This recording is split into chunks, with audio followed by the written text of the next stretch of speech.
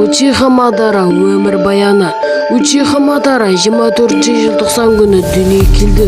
Ол дүние келген күні өте алапат соғыс болды. Соғыстың салдарына Учиха Мадара ерте есейді. Ол Учиха Танжиманың ең үлкен ұлы болды. Одан бөлек 4 інісі болды. Оның кіші інісі Изунаны оның өзінің қас қалғанша қорғауды шешті.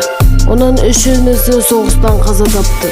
Өзінің 3 інісінен айырылған Учиха Мадара соңғы інісін қорғауды өте мейірімді қылды. Бір соғыстар кезде Учиха Мадараның інісі өте ауыр жарақат алады. Ол жарақат салдарымен ол қаза тапты. Ол кезде Мадара өзінің кланның кезекші еді.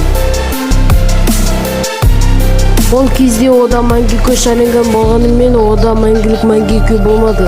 Сондықтан ол өзінің інісінің көзін өзіне салады. Мәңгілік Мангекё Шариган оятты. Мәңгілік Мангекё Шариганымен Сусано оятты. Сусано дамымағандықтан ол соғысқа шыға алмады. Оны ескертілмей дұрыс құралма Сусаномен соғысқа шықты. Ол соғыста ол өзінің Хаширамадан өте қатты ұтылды. Соғыстан Мадараның сау тамдығы қалмады. Содан кейін өлуге шақ қалды.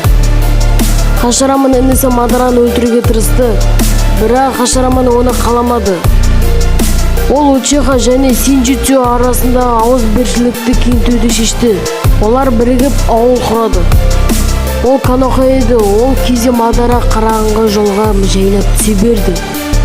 Ол Ринеганы оятуды шешті. Ол Ринеган жайлы ақпаратты өте қатты жинай бастады. Ол өзінің Ринеган ояту үшін барлық әрекеттерді жасады. Сонында ол Ринеганға қол жеткізді. Ол бір соғыс Синжитсу Хашираманың кеткаларын алды. Ол Хашираманың кеткаларымен өзінің кеткаларын қосып Ринеган оятты. Оның сыры Индерамен және Ашораның кеткалары қосылғаннан Хагураманың кеткалары пайда болады. Ода Ринеган пайда болады. Хаширама кеткалары мен Мадара кеткалары қосылып, ода Ринеган пайда болады.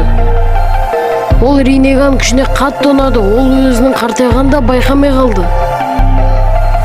Ол өзінің Ринеган тапсыруға адам іздей бастады. Ол әрине Нагата еді.